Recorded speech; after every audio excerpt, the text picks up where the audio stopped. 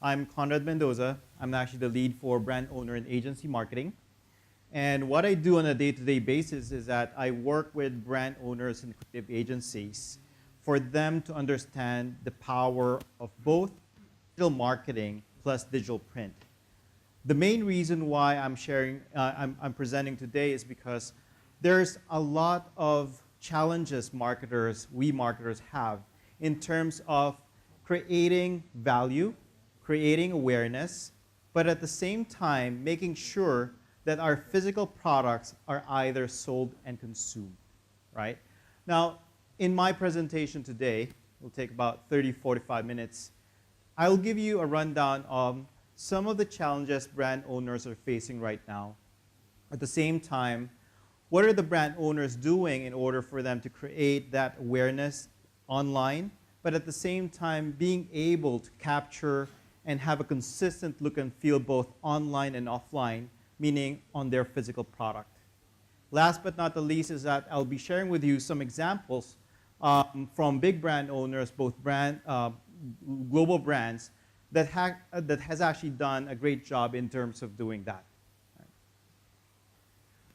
Just a quick review of what HP is. In 2015, the 78-year-old iconic technology company was actually split into two businesses. In 2015, it was split into HPI, which is like HP Inc., which is the consumer-centric business, and Hewlett-Packard Enterprise was actually split into an enterprise-centric business. Where I stand basically is under the graphic solutions business, where when we cover basically the printing, the commercial printing, both the large format, narrow format, from indoor and outdoor signages. We've all talked about, all marketers are already aware that digital is here, VR is here as well. But in the offline or in the printing world, basically most of the design, photography, sign display, direct mail, marketing collaterals, all of these things are already digitally printed. But from an FMCG or fast-moving consumer goods world, from a brand owner's perspective, packaging itself is actually the least agile or the least transformed. Right? And this is what I'm actually going to share with you today, something that a marketer like us would be able to come up with a consistent look and feel online or digitally, but at the same time make sure that it actually goes back into the consumer experiences where it creates a different engagement.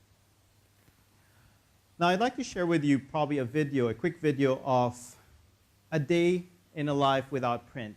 Now a lot of people are thinking that print is not sexy, it's dead, and so on and so forth.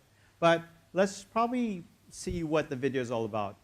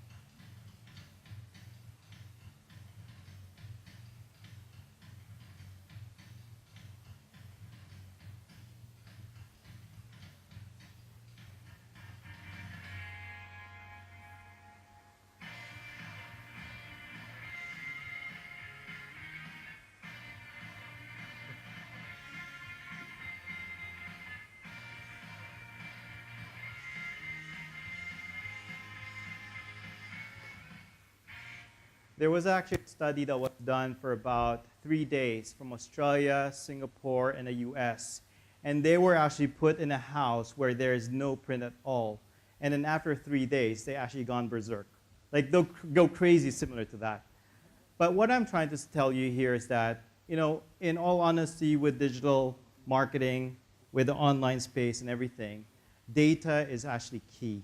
But right now, on the printing space as well, a lot of people, even marketers, are thinking that it is static.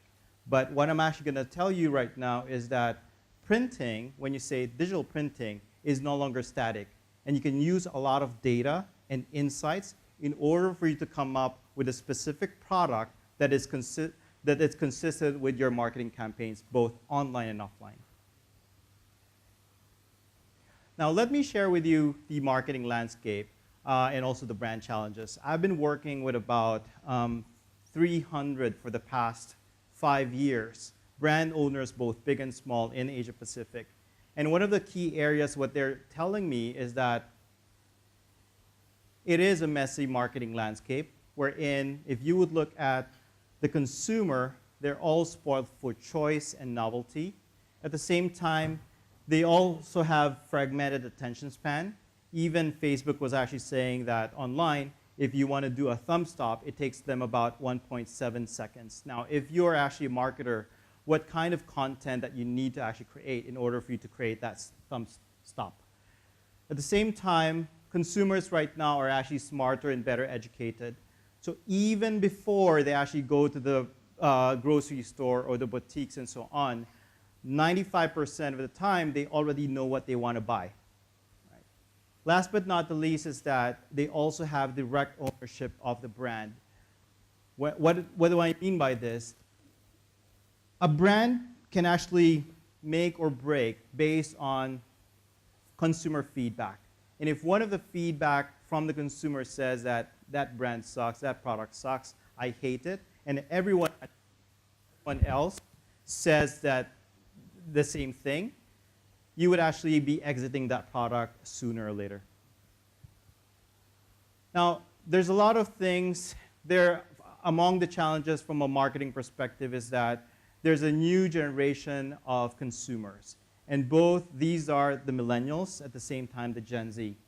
Now, they are the changing face of consumers. I know that there's a lot of research and a lot of data in different regions, in different countries, who these millennials are.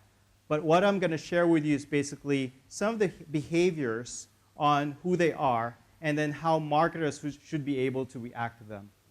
Now, what they're saying is that millennials are basically those who are between 18 years old to 35, 36 years old. Is there any show of hands among millennials here?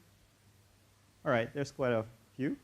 All right, now please let me know whether it's actually connecting to you. But one of the key things that they're saying is that for millennials, creating an exciting experience appeals to them a lot. And they are basically experience seekers. Now, millennials, they actually don't buy something out because it's just a great product, but they are expecting something that the brand would be able to create an experience around that as well. The next thing is that transient sales. They also love something that is unavailable to the rest of the world. Now, if you would look at, let's say, 20, 30 years ago, when all the hype at that time was all about economies of scale and mass production, right? Just getting a cool product the narrative would be like this. Okay, that guy, he has a great product. I would want to have that too. I want to be cool as well.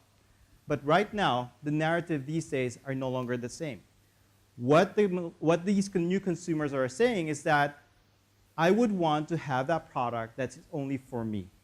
And that is actually being asked by the consumers right now to the brand owners. At the same time, they're also self-orientated. I'm saying self-orientated not because they're selfish, but it's because that brand owners need to understand that each and every consumer is actually an individual, has a unique character, and a unique taste. And what they're actually looking at is a brand owner, even if you are actually producing the same product, you should be able to attract and connect with them based on their terms and interests. The fourth thing is that they're also brand disloyal, right? Now, remember, the standard of manufacturing right now is actually quite high, that even if you actually buy it from, get it from China, from any part of the world, the standard is already high. Now, what is actually differentiating right now is the experience that the brand owners are creating.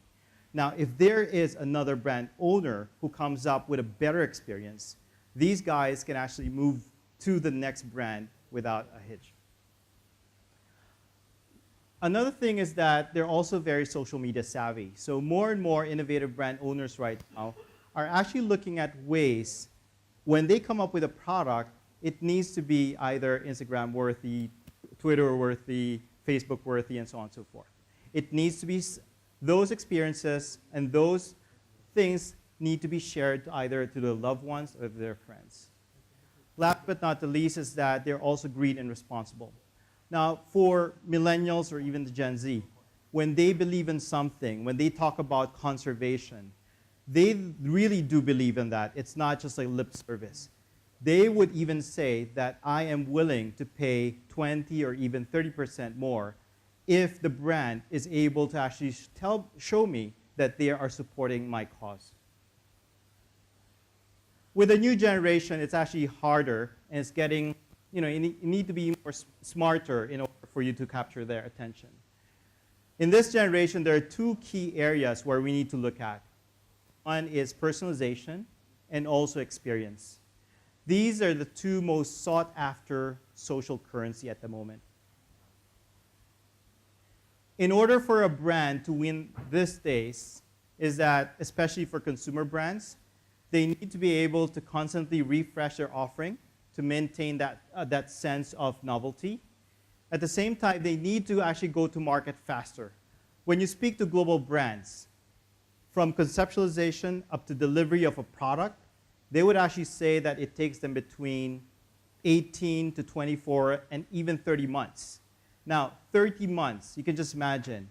By that time, they've already lost a lot of market share from local and even boutique brands. The third thing that brand owners need to do is that they need to be able to engage and interact with the consumers so that they actually have that sense of ownership. So we are already doing that online. But on the physical world, at the end of the day, we're still selling products. We're still selling physical products that needs engagement, right? And last but not the least is that the brand owner needs to provide customers with a unique experience that can be shared. The key word there is actually something that can be shared, that can be socialized as well. Let's look at the social media advertising spend in 2018. And in the internet, it's quite huge that if you would look at the print and radio, all of those investment from marketers have actually moved on digital. At the same time, for mass brands that are doing mass marketing, they are still using TV. But at the moment, more and more of the brands right now, consumer brands, are actually looking at using their own packaging as a way to connect and engage with the consumer. What does this graph say? Basically, it's basically sharing that marketers right now are focusing both the online space in creating awareness, creating that influence, but at the same time, looking at their own packaging as a way to create that engagement offline. Now, a lot of the marketers right now, especially those who've actually been investing on digital marketing, I myself have actually been doing a lot of campaigns. And to be honest with you, we're always having a hard time justifying all of the costs. And we're not spending just like a few $1,000s. We're spending hundreds of $1,000s and so on and so forth. But getting the right ROI is actually key for us. And when we're looking at other marketers out there, they're actually saying the same thing right now.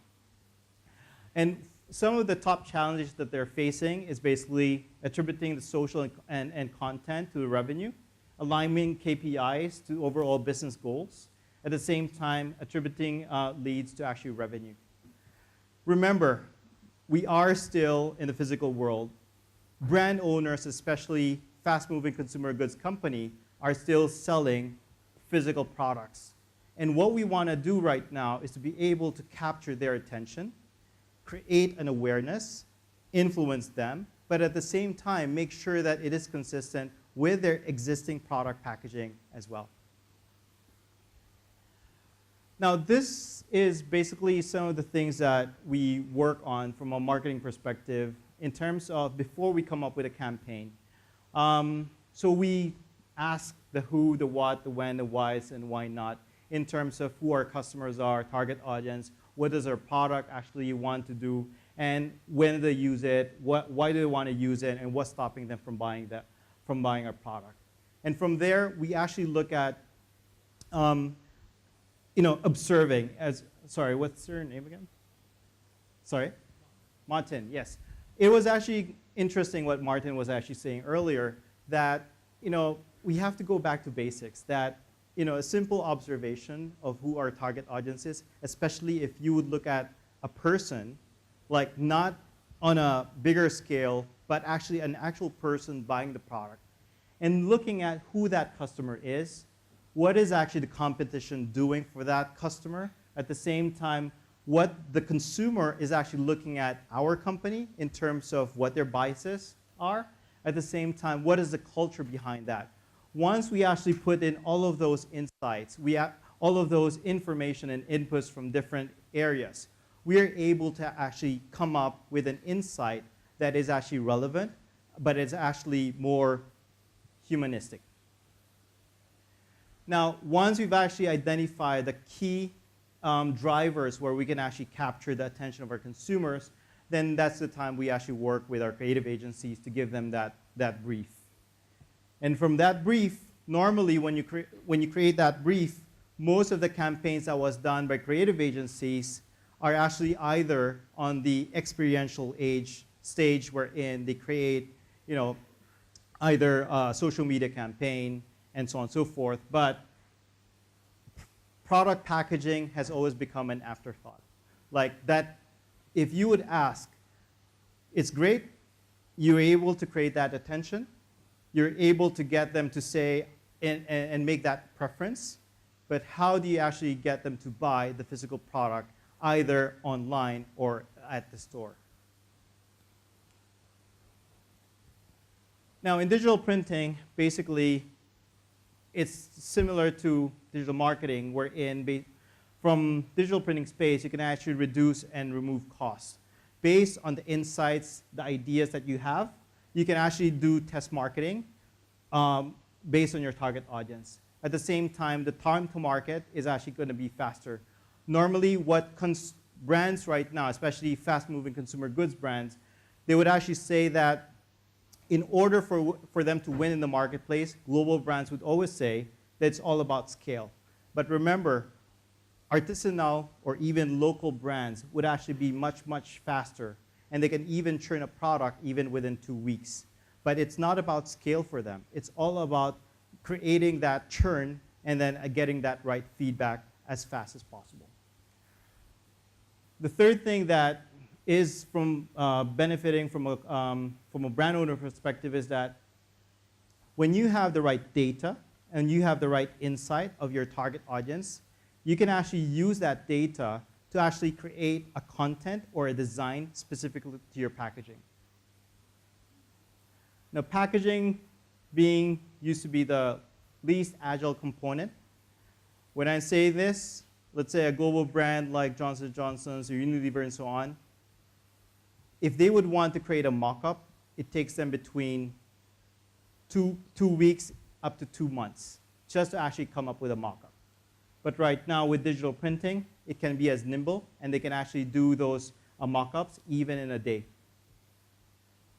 If you would look at the traditional media landscape, bought media, basically the marketers' investments on EP. Earned media is actually their PR. Owned media is actually their own packaging. What's happening right now is that marketers right now are actually divesting on, what do you call it? Spray on the TV commercials, but they're actually focusing more on their own packaging to create unique packaging that is PR worthy or campaigns. Now, in the next few slides, I'll be sharing with you some of the examples or campaigns that was done on digital print, wherein insights and research was actually clear. You're probably familiar with the Share a Coke campaign. Now, who among you is familiar with the Share a Coke campaign? Any Share fans? Right. Now, the Share a Coke campaign actually started out in Australia in 2011. Now, the problem, the brand challenge at that time for Coke was that prior to 2011, their market share and their revenues have actually gone down. And do you know the reason why they're actually losing market share at that time, prior to 2011? Any thoughts?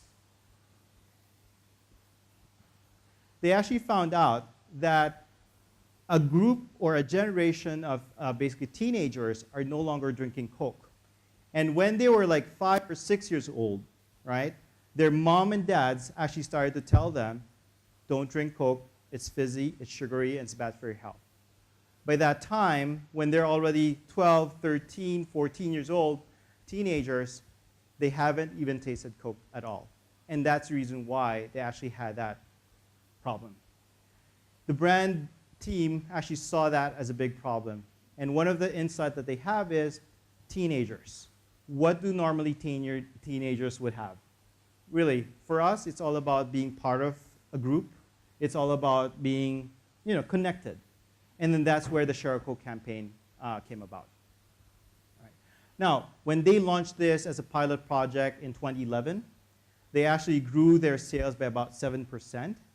At the same time, if you would look at the worldwide, it actually reversed their worldwide decline, 10-year decline in terms of consumption. Now, this Share a Coke campaign is already in 80 countries, and they've already done a second rerun of this campaign. Now, they're even saying that the Share a Coke campaign is actually much bigger in terms of impact compared to the Olympics. What's interesting from a brand perspective is how innovative they are. They understand the different moments that the consumers have, and they come up with different packaging based on those moments as well. Like, for example, with the Coke Halloween bottles, when they actually launched, when they were sponsoring the Olympics in 2016, Japan, they came up with a Coke Gold Olympic bottles to actually show support to their existing, to their athletes, and so on and so forth. Another good example is actually with Nescafe in Mexico. The brand here, the brand challenge here was that they found out that the brand itself is no longer connected with the consumers. And in order for them to be able to connect or reconnect with the consumers, they also found out that the Mexicans consumers are no longer coming up with a resolution. Because they found out that when people come up with a resolution, after a few days or even a week, they even forgot that they actually have a resolution, right? So what they did was, why don't we actually use our own bottles, our own packaging, and then came up with 300 most common resolutions a Mexican would actually have. And then that's where they actually came up with a campaign. Let me just share with you the video.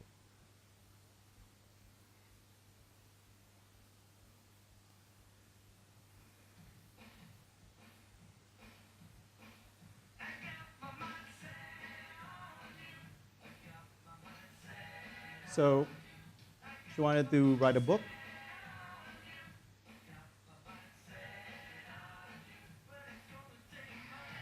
go for guitar classes, give flowers,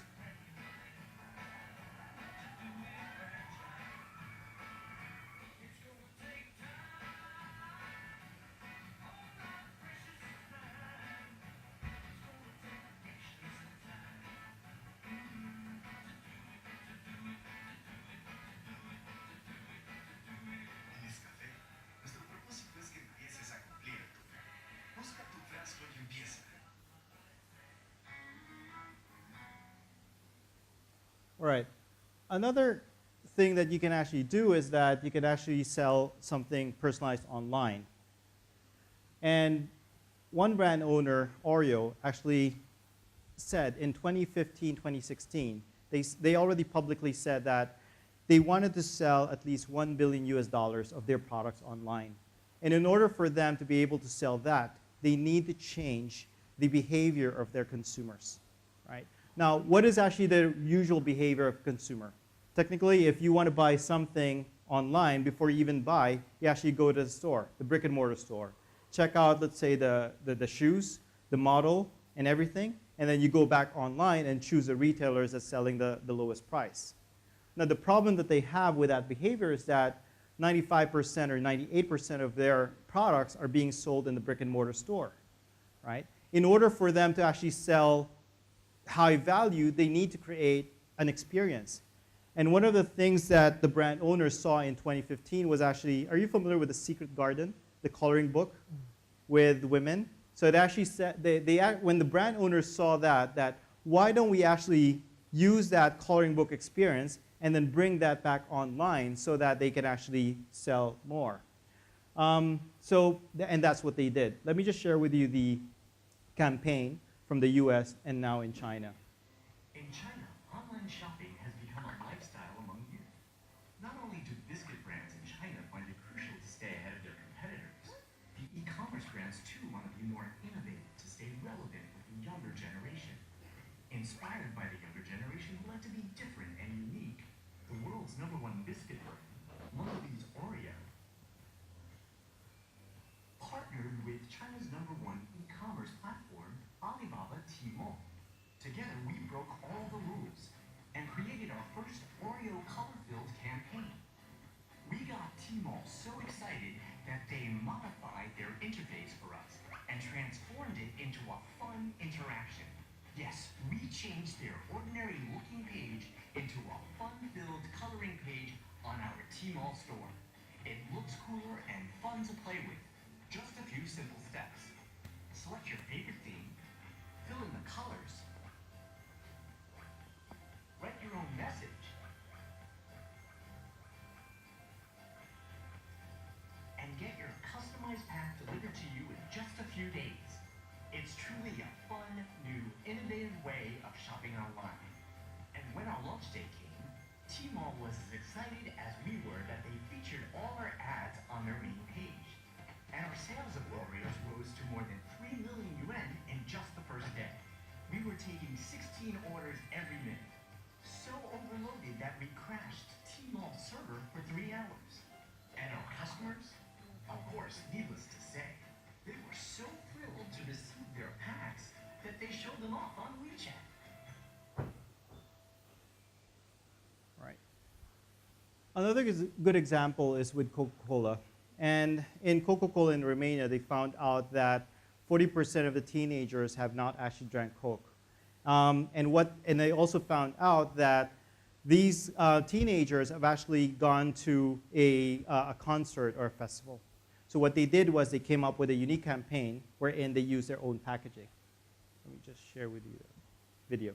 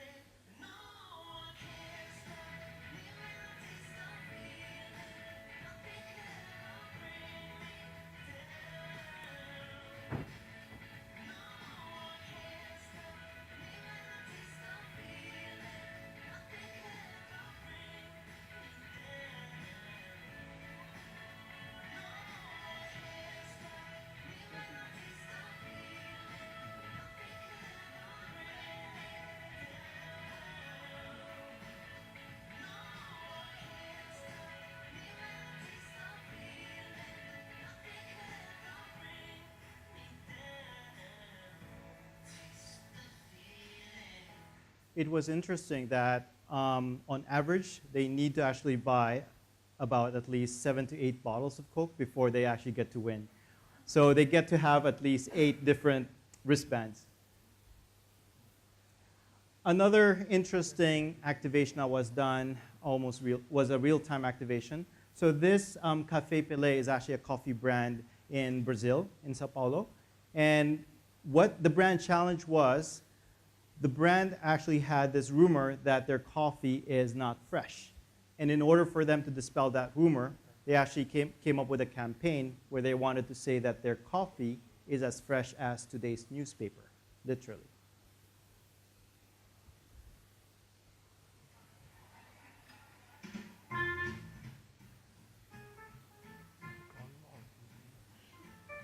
So that's their regular packaging.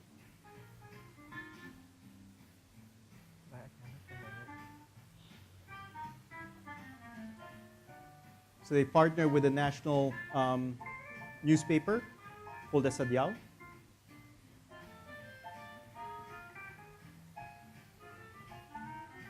Normally, newspapers are actually finalized by 11:30, and that specific headline or front page was already sent directly to the printer.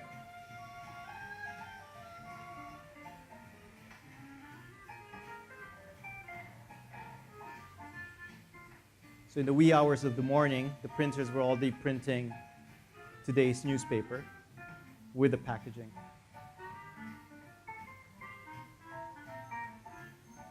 By 5:45, it's already being distributed.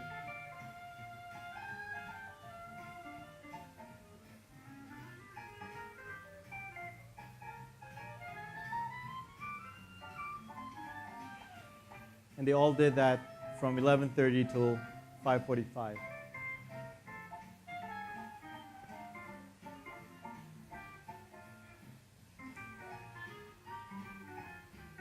So by that time, consumers are already seeing that their coffee is as fresh as today's newspaper.